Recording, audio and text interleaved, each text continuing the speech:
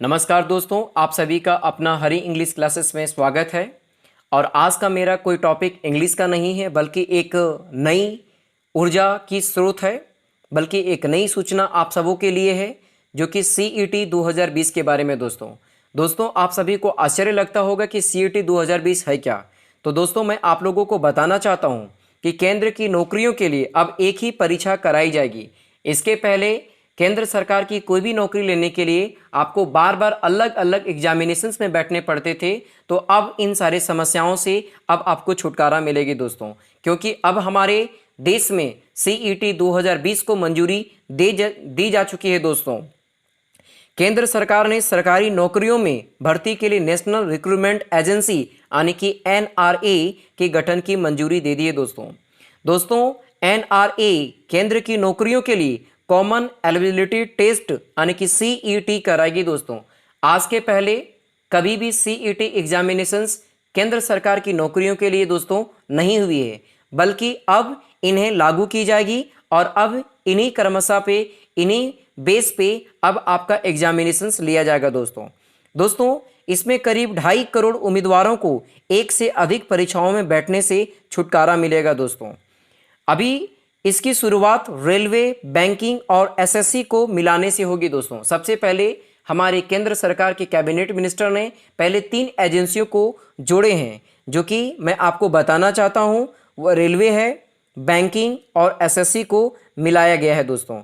बाद में अन्य परीक्षाएं भी शामिल होगी दोस्तों अगर आप एक बार इस कॉमन एलिजिबिलिटी टेस्ट में बैठते हैं और अगर आप इनकी परीक्षा को पास कर लेते हैं तो इनकी अवधि क्या होगी वो भी हम आपको बताने वाला हूं कि इनकी अवधि मात्र 3 इयर्स होगी, जो कि 3 साल होगी। आप जितने बार परीक्षा में बैठना चाहते हैं आप बैठ सकते हैं, बल्कि इनकी जो उम्र सीमा निर्धारित है उसी उम्र सीमा निर्धारित के अंदर में आपको परीक्षा पास करने होंगे और आप इनके 3 साल तक लगातार इनका फायदा उठा सकेंगे दोस्तों इसमें ग्रुप बी और ग्रुप सी के 1.2 लाख पदों के लिए करीब 2.5 करोड़ उम्मीदवार बैठते हैं दोस्तों। CET में सफल उम्मीदवारों की मेरिट लिस्ट बनेगी जो 3 साल तक माने रहेगी दोस्तों। अगर आप अपना स्कोर को इम्प्रूव करना चाहते हैं तो आप दोबारा परीक्षा दे सकेंगे दोस्तों उम्मीदवारों को अलग अलग आरंभिक परीक्षाओं से मुक्ति मिलेगी। सबसे पहले क्या होती थी कि SSC का अलग फॉर्म भरिए, RRB का अलग फॉर्म भरिए, बैंकिंग का अलग फॉर्म भरिए। उनके साथ आपको टाइम भी देना पड़ता था दोस्तों, काफ़ी पैसे की खर्च भी करनी पड़ती थी। अब इन सारी समस्याओं से बिल्कुल मुक्ति का निराकरण होगा दोस्तों। एक दिन कई परीक्षाएं साथ होने पर भी परीक्षा छोड़ने की समस्याएं खत्म होगी दोस्तों। हाँ दोस्तों, पहले क्या होता था कि एक बार में SSC का भी और रेलवे का भी एग्जामिनेशंस एक ही दिन पड़ जाते, जिनके कारण से आप मनचाहा नौकरी को भी आप छोड़ पाते थे और छोड़ देते थे, क्योंकि आपके पास कंपल्सन था कि किन्हीं दोनों में से किन्हीं एक को ही छोड़ना पड़ता दोस्तों। लेकिन अब उन सारी समस्याओं का निराकरण अब आ गया है दोस्तों। अब यह आपके हाथों में है। अब यह युवाओं को एक नई पीढ़ी, एक नई जनरेशन में, एक नई दौड़ में दोस्तों विकास होगी। परीक्षा केंद्र शहरों के साथ हर जिला मुख्यालय पर भी होगा दोस्तों। हाँ दोस्तों, भारत के प्रत्येक जिले में एक मुख्यालय, एक सेंटर इनका बनाया जाएगा और वही सेंटर में आपको एग्जामिनेशंस देने के लिए जाने होंगे दोस्तों मैं और इम्पॉर्टेंट बात बताना चाहता हूँ। नेशनल रिक्रूटमेंट एजेंसी का गठन करोड़ों युवाओं के लिए वरदान साबित होगा दोस्तों। हाँ दोस्तों, यह बात बिल्कुल सत्य है, मैं आपको बताना चाहता हूं कि जो नेशनल रिक्रूटमेंट एजेंसी का जो गठन हुआ है, इनके करोड़ों युवाओं के लिए वरदान साबित होगा।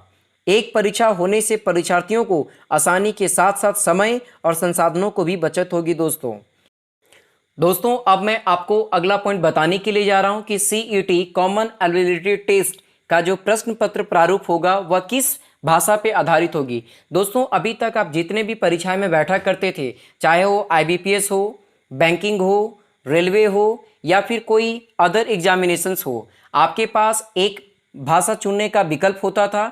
चाहे आप हिंदी में परीक्षा लिख सकते हैं या फिर आप इंग्लिश में लिख सकते हैं। लेकिन दोस्तों CET कॉमन एलिजिबिलिटी टेस्ट का जो प्रश्न पत्र प्रारूप तैयार होंगे दोस्तों, वह भारत की करीबन 22 आधिकारिक भाषाओं पे आधारित होगी, जो कि अपकमिंग फ्यूचर में इनके बेस के साथ इनका तैयार किया जाएगा दोस्तों।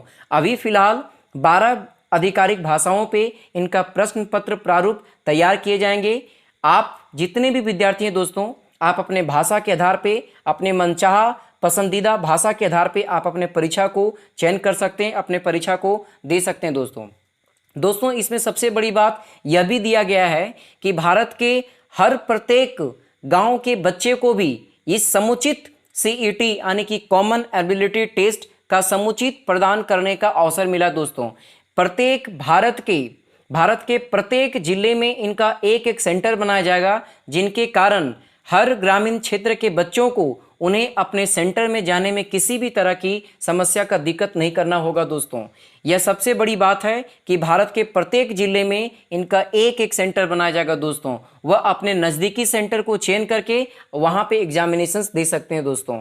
तो दोस्तों यह एक छोटा सा वीडियो था जो कि हमारे भारत के कैबिनेट मिनिस्टर के द्वारा उभर कर आई, जो कि मुझे अच्छा लगा, मैं आपके साथ शेयर किया दोस्तों। अगर आपको यह वीडियो अच्छा लगा होगा तो प्लीज़ अपने दोस्तों को, अपने रिलेटिव्स को, अपने कलीग्स को शेयर करें दोस्तों, और हमारा चैनल को सब्सक्राइब भी करें दोस्तों। धन्यवाद दोस्तों।